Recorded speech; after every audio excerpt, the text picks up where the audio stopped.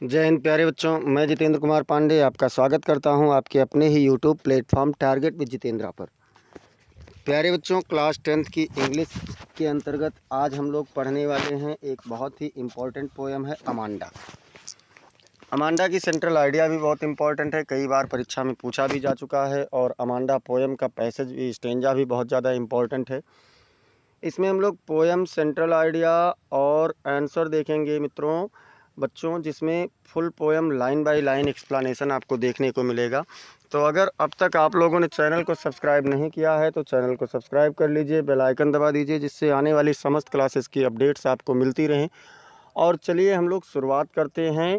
Class को आप लोग लाइक कर दीजिए और शेयर कर दीजिए। शुरुआत करते हैं पहले प्रश्न से, और पहले उससे समरी देखते हैं और समरी के बाद में फिर हम लोग देखते हैं। तो समरी में क्या कह रहा है बच्चों?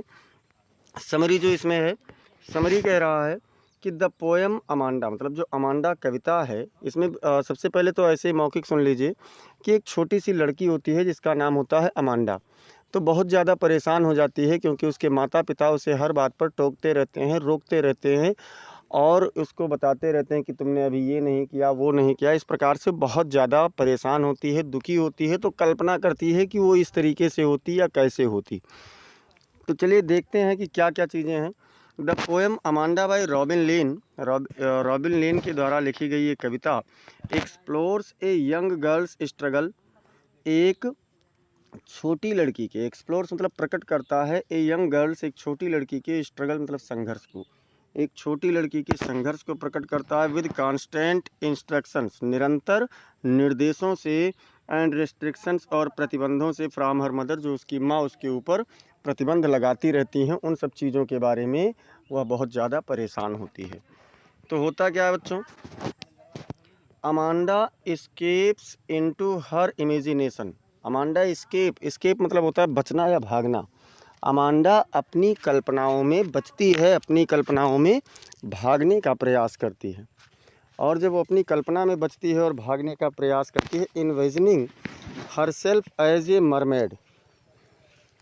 इन्विजनिंग मतलब कल्पना करते हुए या स्वप्न देखते हुए, हरसेल्फ अपने आप को, एज ए मरमेड एक जलपरी के रूप में। अमांडा अपने आप को एक जलपरी के रूप में स्वप्न देखते हुए, सोचते हुए बचाने का, भागने का प्रयास करती है। एन आर्फन सोचती है कि एक अनाथ होती, एंड रेपेंजल और रेपेंजल होती, each representing freedom and independence. इनमें से प्रत्येक स्वतंत्रता और मुक्ति के बारे में प्रस्तुत करते हैं। From the nagging voice of her mother, उसके माँ की जो टोका टोकी, बार बार रोकने की आवाज़ जो है, उस आवाज़ से बचने का प्रयास करते हैं। द पोएम हाईलाइट्स, कविता इन तत्वों को ऊपर लाती है। The importance of understanding a child's need of freedom, एक बच्चे की स्वतंत्रता को समझने, स्वतंत्रता की आवश्यकता को समझने की बात पर ज़्यादा फोकस करती है। ये कविता किस पर फोकस करती है बच्चों? तो ये कविता फोकस करती है कि एक बच्चे की जो स्वतंत्रता की आवश्यकता है उसे कैसे समझा जाए। एंड सेल्फ एक्सप्रेशन, और उसके स्वयं की प्रस्तुतिकरण को, भावों को समझने का प्रयास करती है। Contrasting it with the pressure of societal expectation, मतलब कॉन्ट्रास्टिंग यानी विरोध दर्शाते हुए, इट मतलब इसका, with the pressure of societal expectation मतलब सामाजिक आशाओं से, सामाजिक भावों के प्रति जो इसका एक आशाएं हैं, उनके प्रति विरोध दर्शाती है। एंड ओवर बियरिंग पेरेंटिंग, और जो माता पिता का एक रूल होता है, नियम होता है, उसमें अधिक सहनशीलता को दर्शाती है। According to literary analysis sites, इस साहित्यिक विश्लेषण के अंतर्गत हमें देखने को मिलता है। तो चलिए देखते हैं कि पोएम क्या कह रहा है बच्चों। पोएम कह रहा है कि don't bite your nails Amanda. Amanda की माँ उसे रोकते, बाइट मतलब होता है दांतों से कुतरना या काटना, योर नेल्स अपने नाखूनों को, डोंट बाइट मतलब मत काटो। अमांडा माने अमांडा, उसकी माँ कहती है कि अमांडा अपने नाखूनों को अपने दांतों से मत काटो। Don't hunch your shoulders Amanda, hunch मतलब झुका के बैठना, हंच मतलब झुककर बैठना। तो कह रहे हैं अपने कंधों को झुककर या झुकाकर मत बैठो Amanda. Stop that slouching, stop मतलब रोको, दैट स्लाउचिंग उस उदासी को, and sit up straight Amanda और अमांडा सीधे बैठो। क्या कहती हैं कि अपने दांतों से नाखूनों को मत काटो अमांडा, अपने कंधों को झुकाकर मत बैठो अमांडा, और ऐसे उदास बैठना बंद करो, सीधे तन कर बैठो अमांडा। अब देखिए अमांडा क्या सोचती है। अमांडा सोच रही है कि there is a languid emerald sea, there is a language, language मतलब विस्तृत, एमराल्ड मतलब हरा, सी मतलब समुद्र, एक विस्तृत हरा समुद्र होता। Where the sole inhabitant is me, whole मतलब जहाँ पर द सोल मतलब अकेले, inhabitant मतलब निवासी, is me मैं होती, जहाँ पर मैं अकेले रहती। ए मरमेड एक जलपरी के रूप में, ड्रिफ्टिंग ब्लिसफुली, ब्लिसफुली मतलब प्रसन्नतापूर्वक, ड्रिफ्टिंग मतलब विचरण करती, यानी कि एक विस्तृत हरा समुद्र होता जहाँ पर मैं एक अकेले रहती, कोई और ना होता, और मैं एक जलपरी की भांति स्वतंत्र रूप से प्रसन्नतापूर्वक विचरण करती रहती। अब देखिए ऐसा सोचा जब उसकी माँ ने उसे बोला, फिर क्या कह रही है उसकी माँ, did you finish your homework Amanda, Amanda क्या तुमने अपना गृह कार्य समाप्त कर लिया। Did you tidy your room, tidy मतलब साफ सुथरा करना, अमांडा मतलब अमांडा, अमांडा से फिर पूछ रहे हैं कि अमांडा क्या तुमने अपना कमरा साफ सुथरा किया। आई थाट मैं सोचती हूँ, I told you to clean your shoes Amanda, Amanda मैंने तुम्हें तुम्हारे जूते साफ़ करने के लिए भी बताया था। क्या कहती है कि मैं सोचती हूँ अमांडा कि मैंने तुम्हें तुम्हारे जूते भी साफ़ करने के लिए बताया था। अब देखो इस पर अमांडा क्या सोच रही है, जब इतना उसको काम बताया जा रहा है, उससे पूछा जा रहा है, तो अमांडा सोच रही है आई एम एन आर्फन, मैं एक अनाथ होती, आर्फन मतलब अनाथ, मैं एक अनाथ होती, रोमिंग द स्ट्रीट, रोमिंग मतलब भटकते हुए, घूमते हुए, द स्ट्रीट मैंने गलियों में घूमती रहती। I pattern soft dust with my hushed bare feet, I pattern मैं आकृतियाँ बनाती, सॉफ्ट डस्ट कोमल धूल पर, विद माई हस्ड अपने धूमिल, बेयर फीट नंगे पैरों से, मैं अपने नंगे धूमिल पैरों से उस पर आकृतियाँ मतलब कोमल धूल पर आकृतियाँ बनाती रहती। The silence is golden, silence मतलब शांति, इज़ गोल्डन मतलब सुनहरी है, शांति सुनहरी है। द फ्रीडम इज़ स्वीट, और स्वतंत्रता प्यारी है, मधुर है। अब देखो फिर अमांडा से उसके माता जी कह रहे हैं, उसके पेरेंट्स कह रहे हैं, don't eat that chocolate Amanda, Amanda वह चॉकलेट मत खाओ। क्या कहती हैं कि अमांडा वह चॉकलेट मत खाओ। रिमेंबर योर एक्ने, एक्ने मतलब होता है मुहासा, अपने मुहासों को याद रखो Amanda. Will you please look at me, कृपया क्या आप मुझे देखेंगी, when I am speaking to you Amanda, Amanda जब मैं तुमसे बोल रही हूँ। देखिए क्या कहती हैं कि अमांडा, जैसे बच्चे जब चॉकलेट ज़्यादा खाते हैं तो माता पिता रोकते हैं, तो वही इसकी माता जी कह रहे हैं कि अमांडा उस चॉकलेट को मत खाओ, अपने मुहासों को याद रखो, तुम्हारे कितने मुहासे निकल रहे हैं, और क्या तुम सीधे मेरी नज़रों में देखोगी जब मैं तुमसे बातचीत कर रही हूँ अमांडा, ऐसा उसकी माँ कहती हैं। अब देखिए अब वो क्या सोच रही है, वो सोच रहे आई एम रैपेंजल, मैं एक रैपेंजल होती। I have not a care, मुझे कोई ध्यान ना होता या मुझे कोई चिंता ना होती, यहाँ केयर मतलब चिंता। Life in A tower is tranquil, मैं एक ट्रैंक्विल के टावर में अपना जीवन व्यतीत करती, एंड रेयर और दुर्लभ ही होती, दुर्लभ रूप से आती। I will certainly never let down my bright hair, मैं निश्चित रूप से कभी भी अपने चमकीले बालों को नीचे नहीं आने देती। अमांडा कल्पना करती है, सोचती है। अब देखो यहाँ पर क्या हो रहा है, कह रहे हैं stop that sulking at once, stop मतलब बंद करो, दैट सल्किंग ऐसी उदासी, एट वंस मतलब तुरंत, अमांडा, अमांडा तुरंत ऐसी उदासी बंद करो।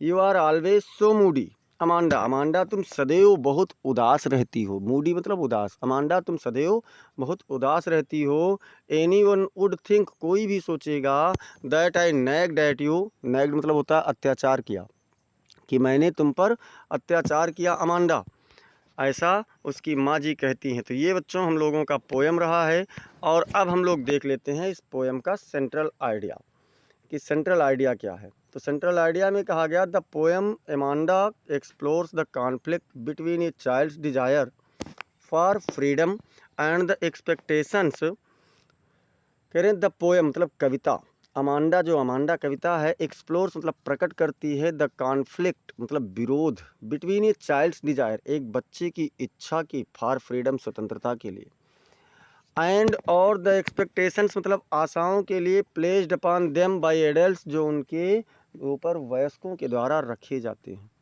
यानी क्या कहा कि ये अमांडा कविता एक बच्चे की स्वतंत्रता के लिए इच्छा और उन आशाओं के बीच में विरोध प्रकट करती है जो उनके वयस्कों के बीच में रखे जाते हैं। Amanda the central character Amanda जो मुख्य पात्र है is constantly reminded to behave properly हमेशा उसे निरंतर रूप से कॉन्स्टेंटली मतलब निरंतर रूप से उसे उचित व्यवहार करने का के लिए याद दिलाया जाता है। एवॉइड सर्टेन एक्शंस कुछ निश्चित क्रियाकलापों से दूर रहने के लिए बताया जाता है। And focus on task like homework और होमवर्क जैसे गृह कार्य जैसे कार्यों पर ध्यान केंद्रित किया जाता है।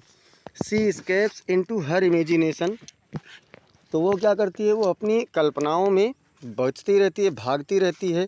इन विजनिंग स्वप्न देखते हुए herself as a mermaid अपने आप को एक जलपरी के रूप में एन ऑर्फन और रेपेंजल एक अनाथ या फिर रेपेंजल के रूप में to cope with the restrictions she feels उन बाधाओं से बचने के लिए जिसे वह महसूस करती है। The poem highlights the importance of understanding ये कविता इस बात को प्रदर्शित करता है सामने लाता है a child's need for freedom and imagination एक बच्चे के स्वतंत्रता की आवश्यकताओं को और उसके कल्पनाओं को सामने लेकर के आता है। तो ये बच्चों हम लोगों का सेंट्रल आइडिया भी रहा। इसके कुछ इंपॉर्टेंट क्वेश्चंस को देख लेते हैं जो बार बार परीक्षा में पूछे जाते हैं। जिसमें पहला क्वेश्चन कह रहा है do you think Amanda is sulking and is Moody क्या आप सोचते हैं कि हमेशा अमांडा हमेशा उबासी लेती रहती है और उदास रहती है। तो चलिए आंसर को देखते हैं। तो आंसर क्या कह रहा है कि नो नहीं अमांडा इज़ नाइदर सल्किंग नार सी इज़ मूडी अमांडा ना तो उबासी लेती रहती है ना ही वह उदास रहती है। She simply longing for her freedom वह साधारण रूप से अपनी स्वतंत्रता के लिए तलाश करती रहती है। और क्या करती है she wants to go out and play wherever she likes वह बाहर जाना चाहती है और जहाँ भी वह चाहे वहाँ खेलना चाहती है मतलब वह बाहर जाना चाहती है और जहाँ चाहे वहाँ पर वह खेलना भी चाहती है। अगला क्वेश्चन देखते हैं बच्चों दूसरा क्वेश्चन क्या कह रहा है। तो दूसरा क्वेश्चन है what did Rapunzel do with her long hair Rapunzel अपने लंबे बालों के साथ क्या करती है। तो आंसर देखिए रेपेंजल क्या करती है she let her hair fall down from the castle for her lover to climb up holding them she let her hair fall down वह अपने बालों को नीचे गिरा देती है किस लिए फ्रॉम द कैस्टल एक स्तंभ से एक खंभे से एक पिलर से फॉर हर लवर अपनी प्रेमिका के लिए वह अपने प्रेमिका के लिए अपने बालों को लंबे बालों को एक खंभे से नीचे गिरा देती है टू क्लिम्ब अप होल्डिंग हम देम उन्हें पकड़ करके ऊपर चढ़ने के लिए। लेकिन अमांडा ऐसा भी नहीं करना चाहती है। अगला क्वेश्चन नंबर 3 क्या कह रहा है बच्चों what does Amanda yearn for Amanda किस चीज़ के लिए इच्छा कर रही है अमांडा क्या चाहती है। तो आंसर में देखते हैं Amanda is a little girl Amanda एक छोटी लड़की है। She is asked to do और not to do this and that उसे इन चीज़ों को करने के लिए या उन चीज़ों को ना करने के लिए बार बार कहा जाता है। She is nagged at by her parents वो अपने माता पिता से बहुत ज़्यादा परेशान होती है बहुत दुखी होती है। सो अमांडा येर्न्स फॉर फ्रीडम इसलिए अमांडा केवल स्वतंत्रता की इच्छा रखती है स्वतंत्रता की चाह रखती है। She wants to lead a life without any restrictions वह बिना किसी बाधा के जीवन जीना चाहती है मतलब वो एक ऐसा जीवन चाहती है जिसमें कोई प्रतिबंध ना हो कोई रोक टोक ना हो। क्वेश्चन नंबर 4 देखते हैं बच्चों क्या कह रहा है। क्वेश्चन नंबर 4 है what does the poet ask Amanda not to do in the poem Amanda Amanda कविता में कवि अमांडा से क्या नहीं करने के लिए कहता है। यहाँ पर क्या कहा गया नॉट टू डू मतलब क्या नहीं करने के लिए कहता है। तो देखते हैं कि क्या नहीं करने के लिए कहता है। The poet advises Amanda not to bite her nails कभी अमांडा को नाखूनों को ना काटने के लिए कहता है। Not to hunch her shoulders, अपने कंधों को ना झुकाने के लिए कहता है। And not to eat chocolate, और चॉकलेट नहीं खाने के लिए कहता है, मतलब चॉकलेट भी खाने से मना करता है। She advises her to sit straight, वह उसे सीधे बैठने की सलाह देती है। And take care of her acne, और अपने मुहासों को ध्यान रखने की सलाह देती है। She further advises her to keep herself clean, इसके बाद वह क्या करती है, उसे अपने आप को स्वच्छ रखने की सुझाव भी देती है।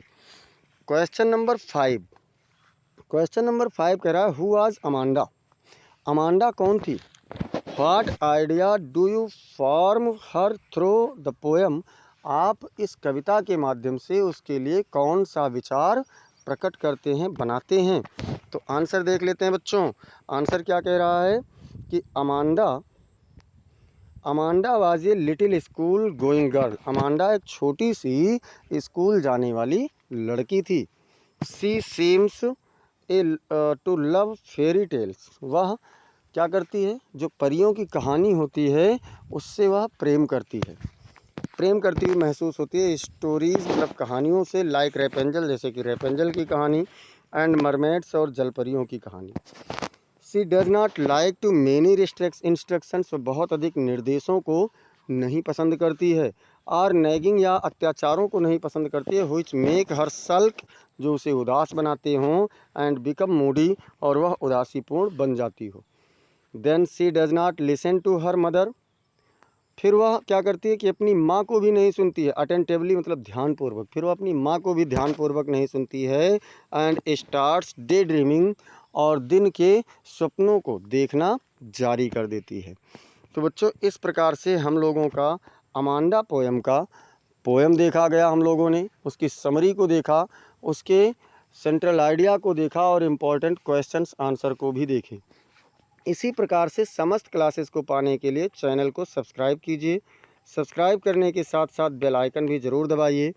क्लास को आप लोग लाइक कीजिए और इसे अपने मित्रों के पास शेयर कीजिए, और कमेंट सेक्शन में ज़रूर बताएं कि आपको क्लास कैसी लगी। अगर कोई सुझाव है तो उसे भी कमेंट सेक्शन में बताएं। मिलते हैं फिर हम लोग अगली क्लास में, तब तक के लिए जय हिंद, जय भारत।